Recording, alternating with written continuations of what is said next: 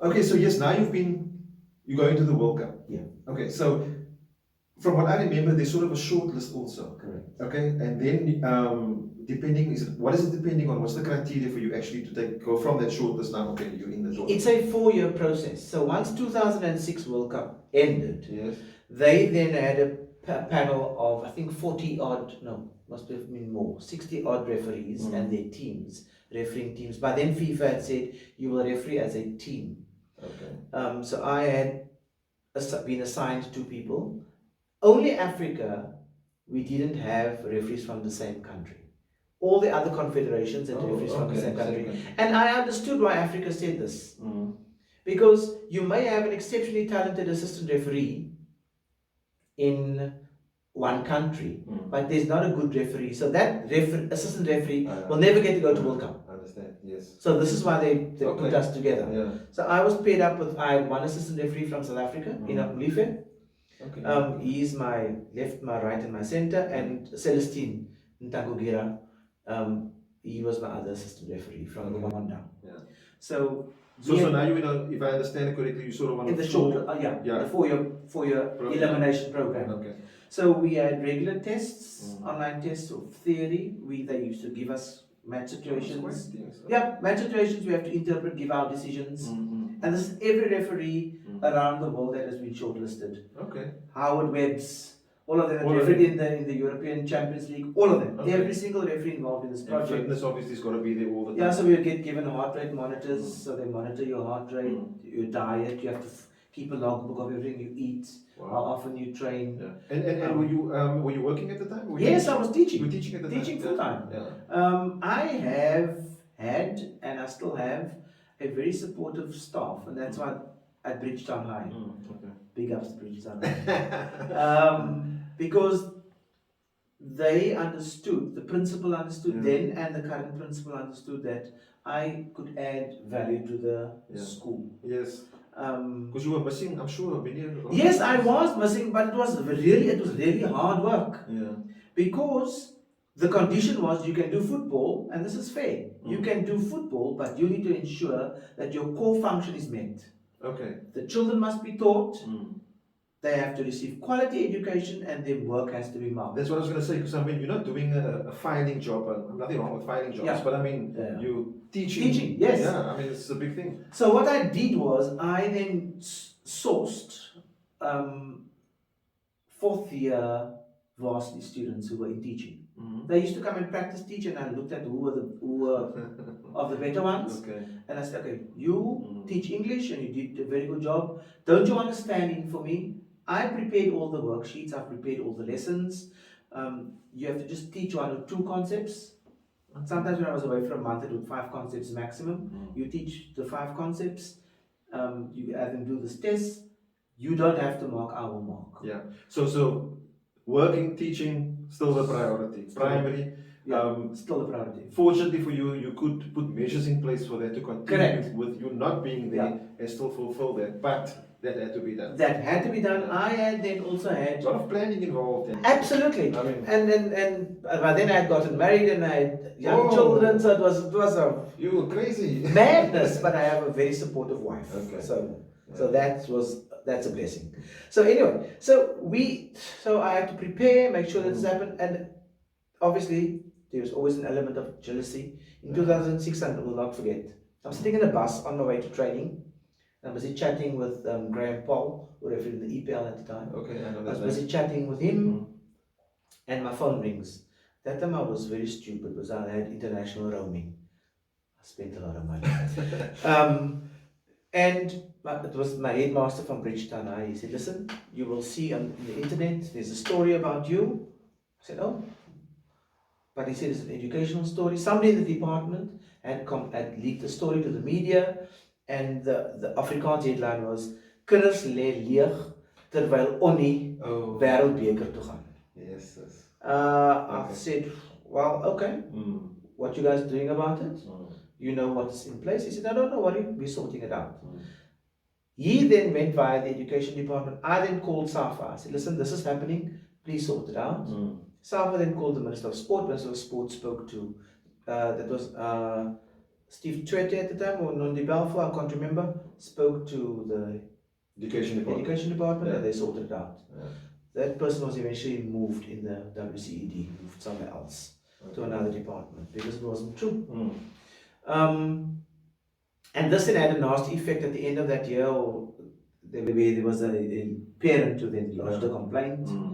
I then went to an appeal, and all I did was I brought the book of one of my top learners. I said, now you compare notes and you tell me who was not working. Okay. So that sorted that part out. Yeah. And so they were very supportive in the way they did, you know. Yeah. Anyway, back to World Cup stories. So yes, just on the World Cup story as well, because now I'm listening to you, and obviously, surely it must be anxious because while all this is going, you could also not get chosen. Yes, because the part of the criteria was you have to run a fitness test. Every referee has to run a fitness test. Can't get away from it. So let me give you insight into a fitness test. But you guys think referees don't train because you train for nothing. But you only run between the two lines. Not a chance. Not a chance. The fitness test we had to run was we did 10 laps, intermittent running. So at that time it was 30 seconds running, 35 seconds recovery. Okay. For 10 laps, Yes. minimum of 10 laps. You have to do it? Okay, yes, okay, I got it. Then you also did accelerated runs. You had 6 seconds to do 40 meters, 6 40-meter runs. 6 seconds to do 6 yeah. runs. Okay. Well, the cut-off was 6 seconds. You had to do within 6 seconds each 40-meter run. So that was your test. But the catch was, and I'll tell you why it's important. The catch was FIFA appointed you in trios, right? Three of you. If any one of you did not pass that fitness test, that's the end of your journey, right? No way. Yes, ways. So the stakes were high. You don't meet a deadline in terms of answering a clip. Yeah. Your team's out. Sure. They look for ways to worse than training as a player. They look for ways to, and I had 2 assistant referees who were computer challenged. So part of my journey was to teach them about computers that I learned by default. Yes. So that was the type of pressure we were put under, and we asked eventually after in our World Cup debrief, why? I said, because we put pressure on you to see how you would respond to the pressure, to see if you were good enough to be a referee. And they even analyzed your data when you were pointed to a match. Okay.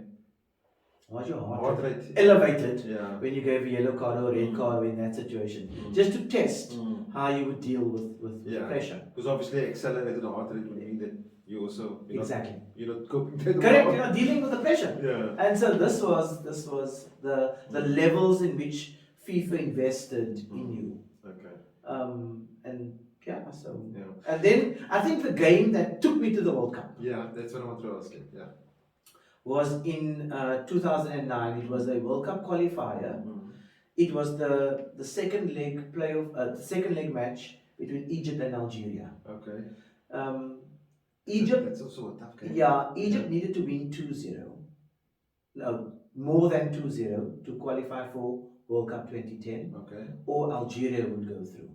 Now, if you know your history of football, you will know that those two nations don't like one another at all. They fight. Yeah. I mean, it became so bad that both federations had to shut down their websites because of the build up to this game. Because of the game. Yeah. Okay. The game kicked off at 8 p.m.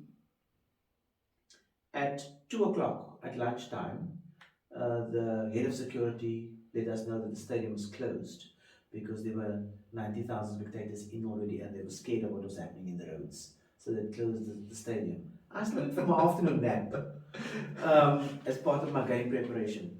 They literally fought with one another, that they had to, in the Cairo International Stadium at beneath, where the change rooms are, it's a big open cavernous space with dressing rooms at opposite walls. Yes. Right?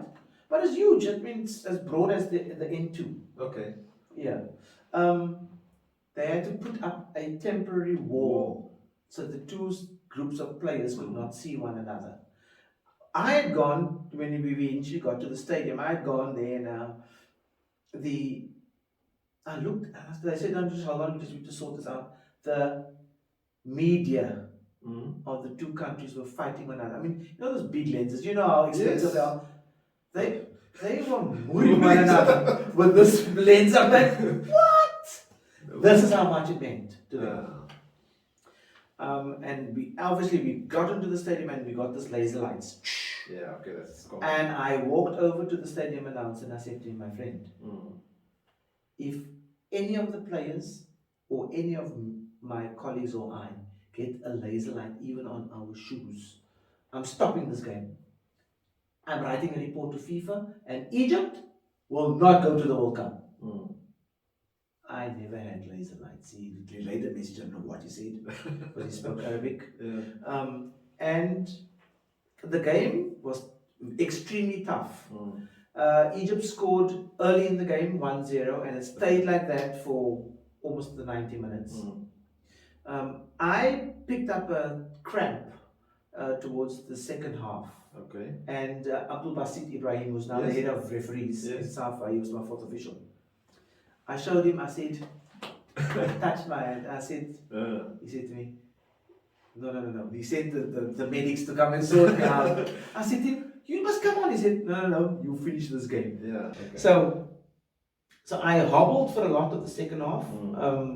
I think I wasn't taking enough fluids. Yeah. The tension was too high in my body, so lots of lactic acid.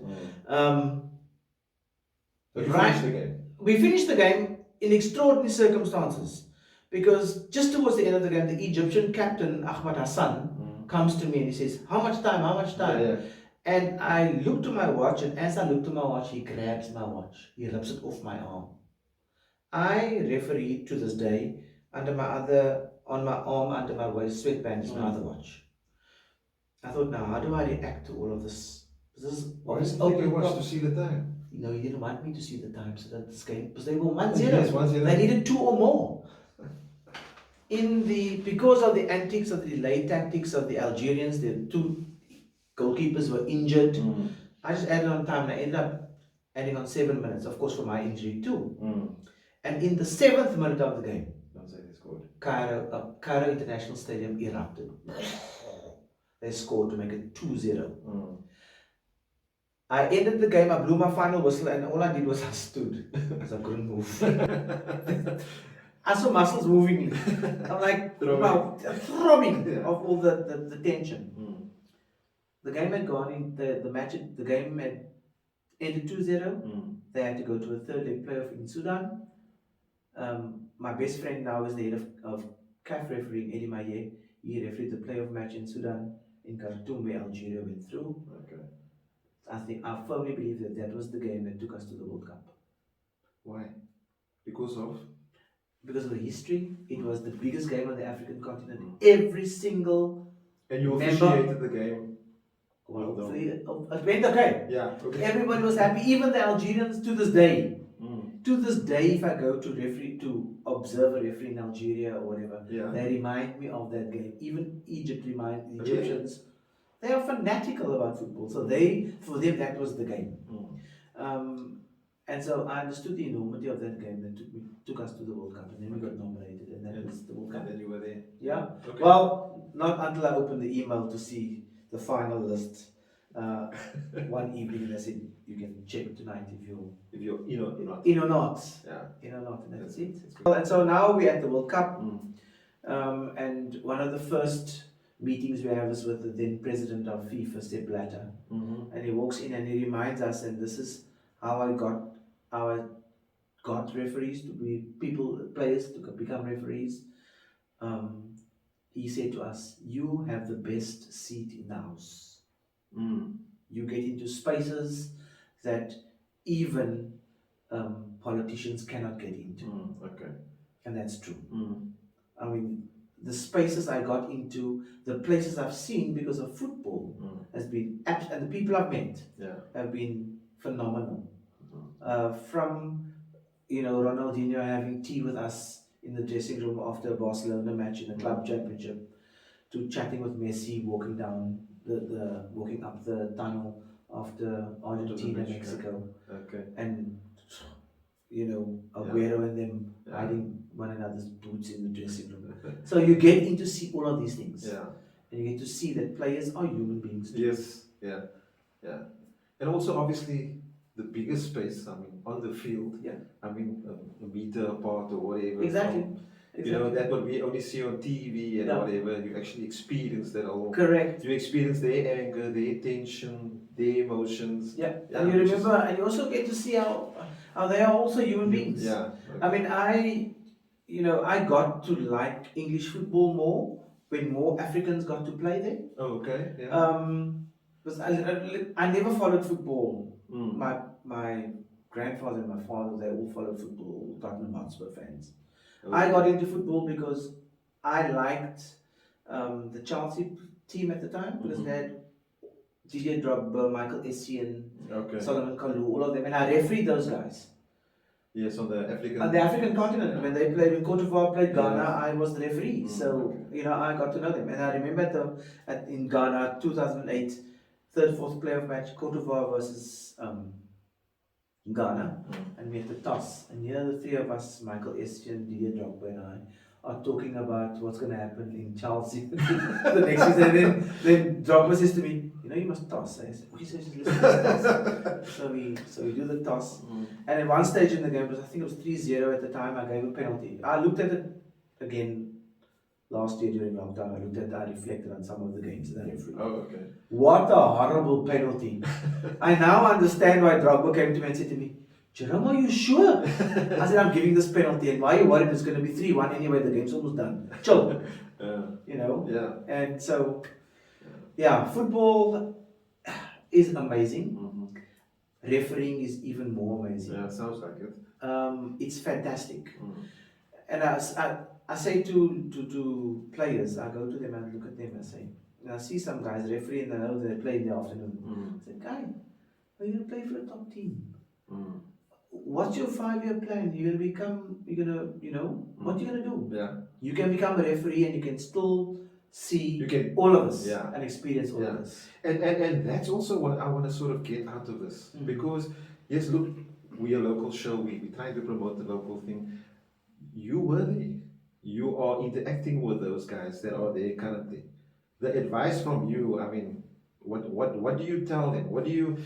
There's somebody 12, 14 years old, like you say, he's always on the bench, he doesn't get picked for the team. Sometimes people tell players, you should rather be a referee, you're not going to get into the squad, that type of thing.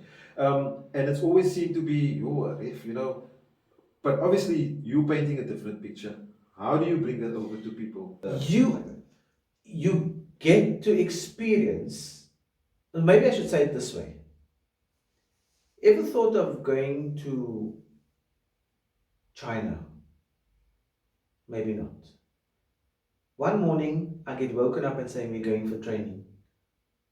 And it's not the 30-minute drive anymore, it's 45 minutes. Okay. But that 45 minutes I will never complain about ever in my life.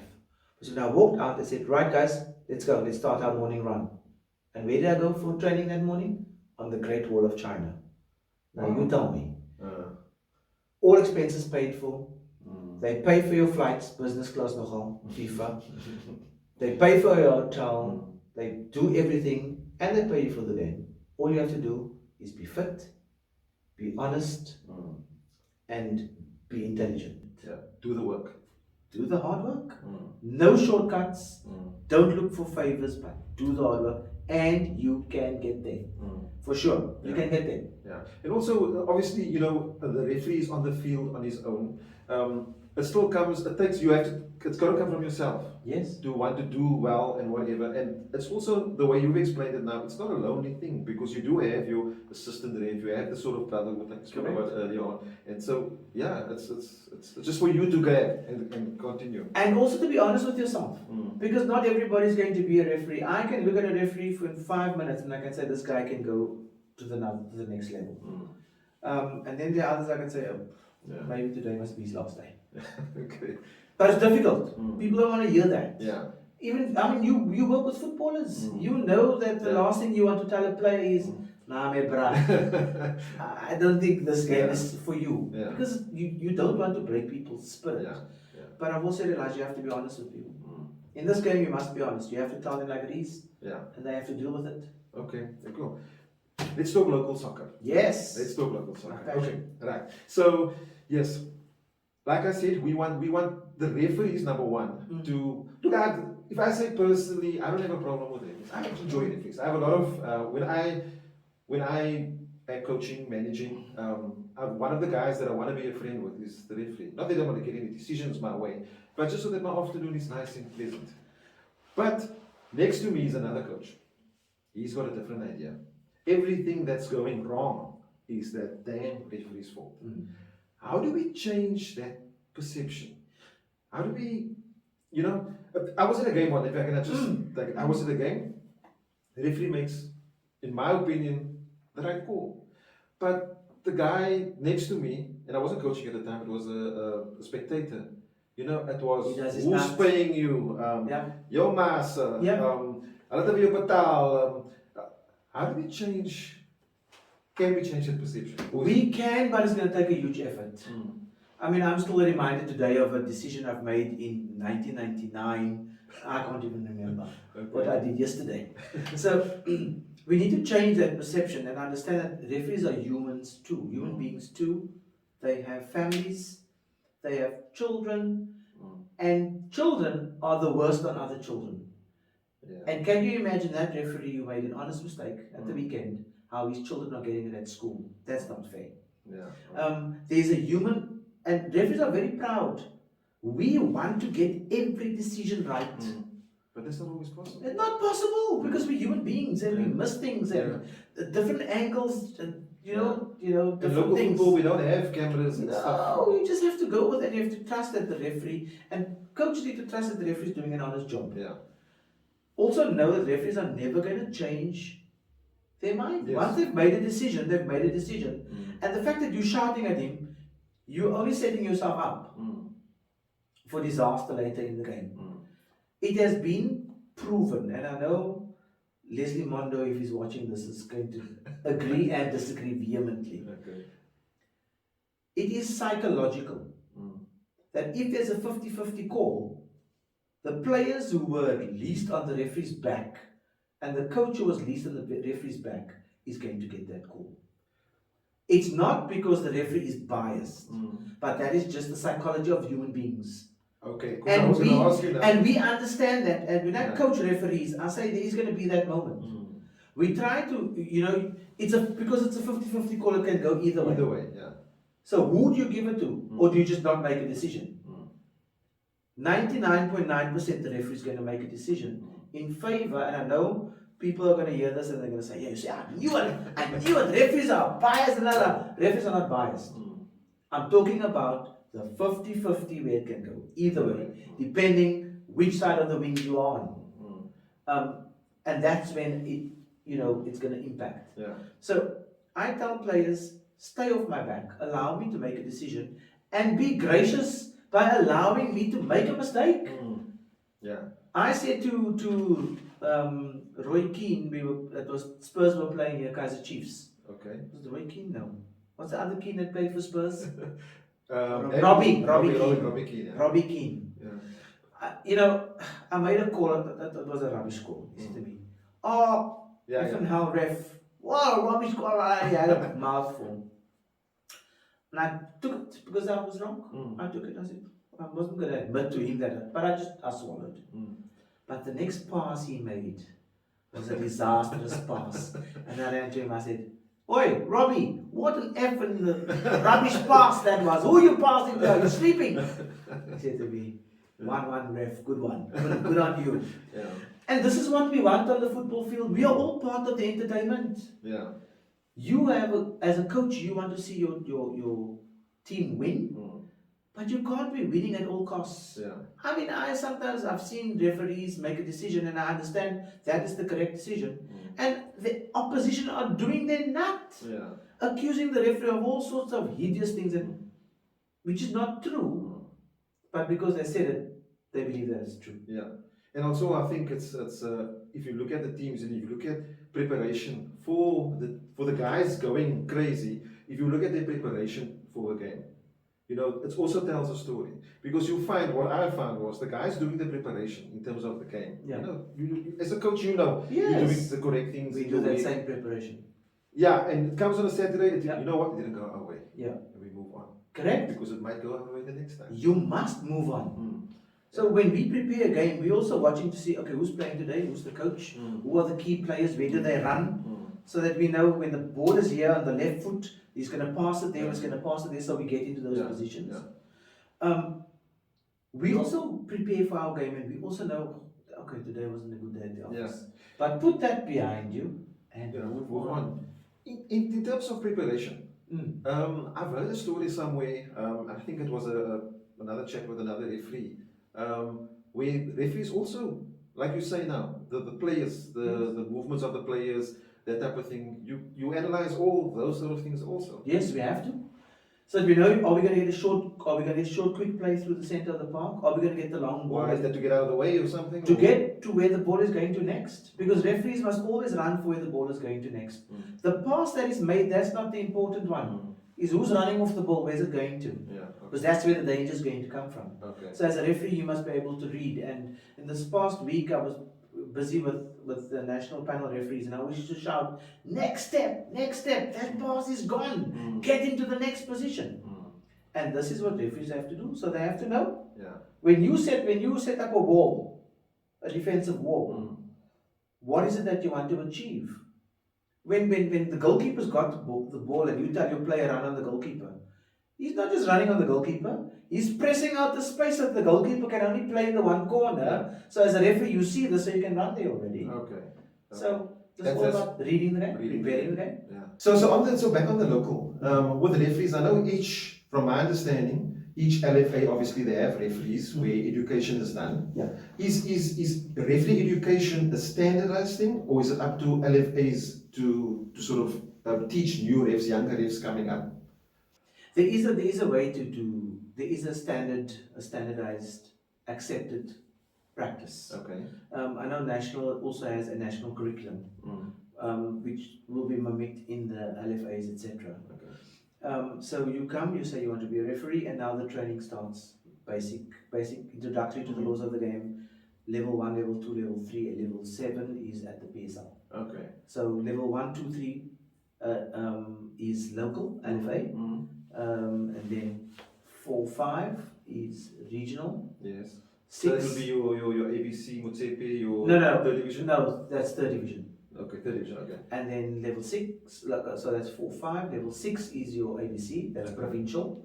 And level 7 is your PSL. Well, your national panel. The national leagues and international. And those get done. So that's theory. And that gets done during the year. During the year, you level 1 and 2 you can do in 1 year. 3 and 4 you can do. 3 and 4 you can do in 1 year. But 5 you must do a year on its own. 6 you must do a year on its own. 7 you must do a year on its own. And obviously there's panels in place and stuff watching referees. And there are people who watch referees. And monitor their performances and stuff. And those referees are chosen to, once they've obviously passed, they're able to go into the third division. ABC, correct, and obviously they have to do a fitness test that goes with their level of where they're refereeing. At the time when you were refereeing the ABC Motsepe and I think then it was the SAB or something. You had a lot of activity with it in that. Yes, lots. And any memorable moments there, just to there were lots of there were many moments, because I think at that time we didn't have a second division. Or did we? I can't remember. It was the Vodacom. It was the Vodacom at the time. Because you were refereeing at PSL and coming down again. Yes, I did the same. Refereed, and this was expected.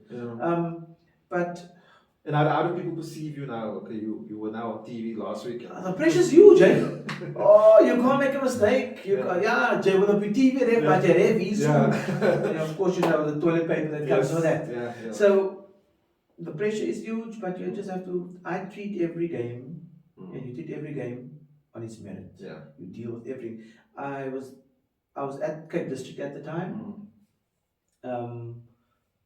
and it was knockout final day. And everybody thought Jerome Damon is going to referee the senior final.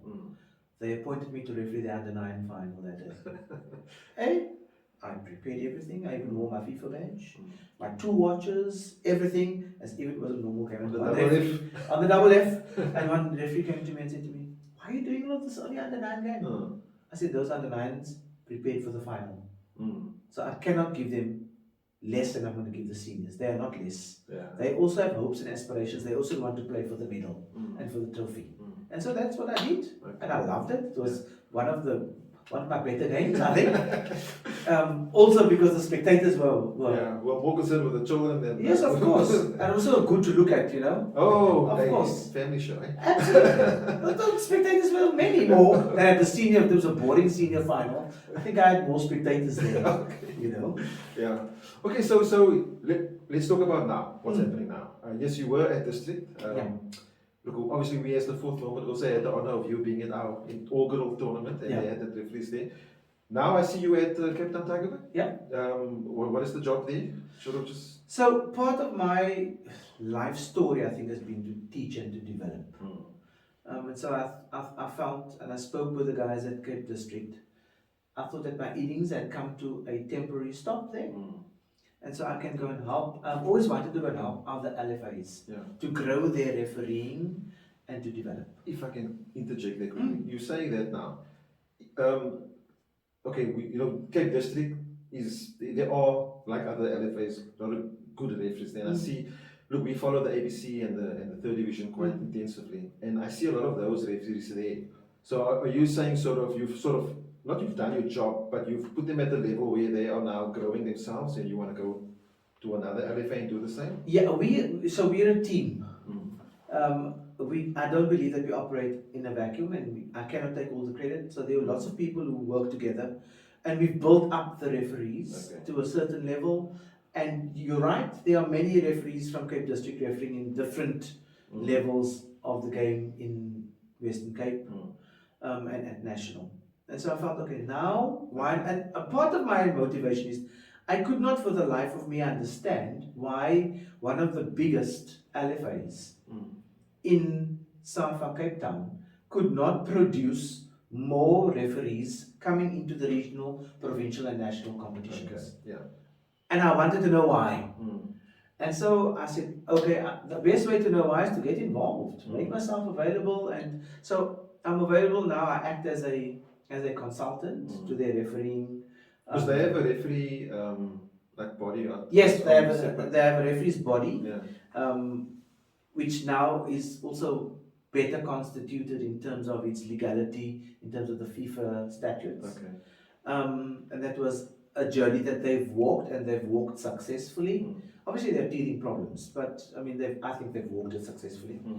And so I also get to referee again. Yeah! Okay. My bag, I must go pack my bag after the show. I have to go pack my bag because I have a game tomorrow. Okay. Were you refereeing? I'm at Sunningdale tomorrow, so okay. I go there.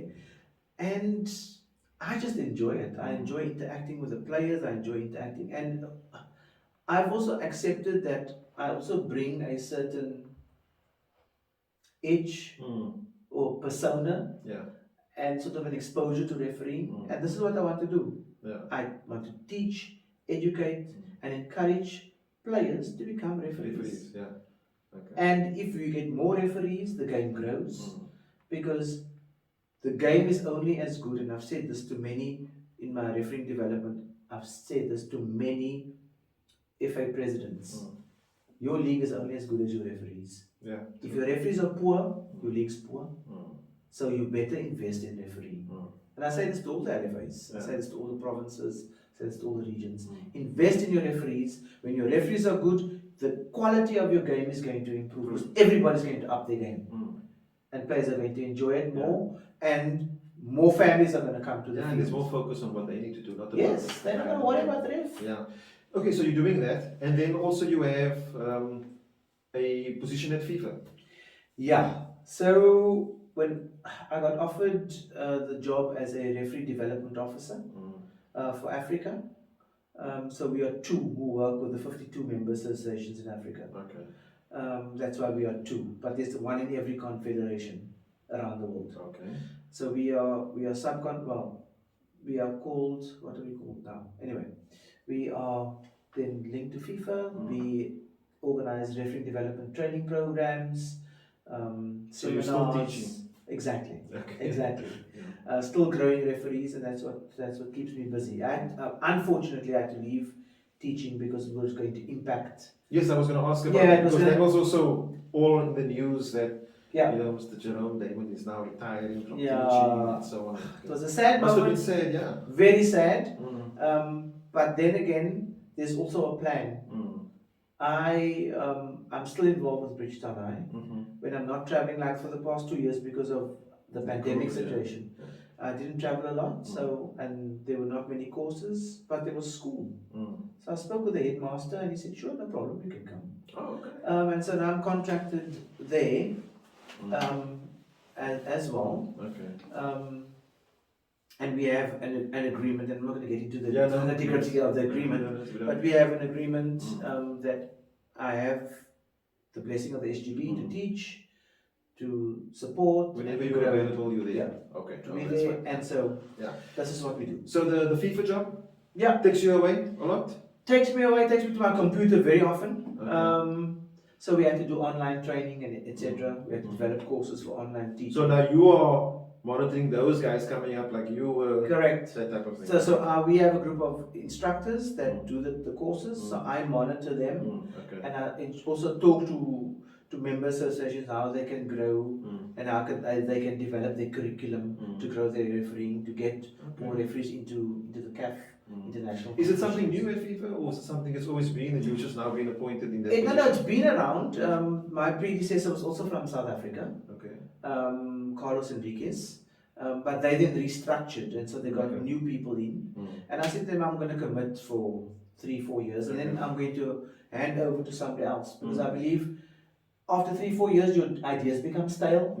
And you need a new fresh perspective, and you need to move on. And times change. Yes. New developments, technology changes. Exactly, and somebody else can come in with a sharper eye and add value, and this is what I want. With you taking that position now, there was another position now that Abdul Basit has taken. Yeah, so Abdul Basit is now the head of referees for South Africa. Okay. After that post became vacant. Another Cape Town boy. Not the Cape Town boy, and also from Ethno. Absolutely. So I report to him in SAFA because I work in the SAFA structures as well. So I report to him. Okay. He's my boss in SAFA. He doesn't like me saying that, but he's my boss. Yeah. But the moment he steps foot out of South Africa, I'm his boss. Okay. In FIFA. Yeah. So this is the joke that we have. Yeah. We're going to be very good friends. So. Yeah, sure. Look, you've been years together. Yeah, we've grown up together in refereeing. So yes, okay. We're gonna just chat a bit now. It's EPL is on. Yes. VAR is a big thing. I think if anything, the EPL is marketed the VAR good or bad. I think they're the only league that sort of all the mistakes and the complaints that's come from their spectators. You are involved with that also. Yes, I am. I'm one of a group of VAR instructors in Africa. So I train VAR, I train the whole concept. I help member associations put the project together, etc. The one thing I want to say is that there's a standard protocol for VAR. There's only one protocol. And everybody who does VAR around the world is meant to be following this protocol. Yeah. Unfortunately, in the league that you reference, it hasn't gone well in terms of how they've applied some of the protocol and some of the things that they did in the previous seasons. For example, in the protocol, the referee takes the first decision and the referee takes the final decision. Okay. Where we've seen in matches in the EPL where referees gave a decision and the VAR told them to change the decision to a point where VAR even said this is a penalty. It cannot be like that. Yeah, I was going to ask you because you just said now. Okay, yeah, okay. So why is it the interpretation of it that's different? I think, like with anything in life, you get given a set of rules. And these are the rules that apply to everybody, but everybody around the world, they interpret it differently. Okay. And I think this is where it went wrong. Yeah. Because obviously VAR was introduced to help. Exactly. Not to make more stress. Not to make it more complicated. Yeah. And the secret is if you do VAR correctly, everybody likes VAR. But if you do it incorrectly, everybody hates VAR. Yeah, it's like refereeing. Exactly. And this is the problem that occurred. Okay.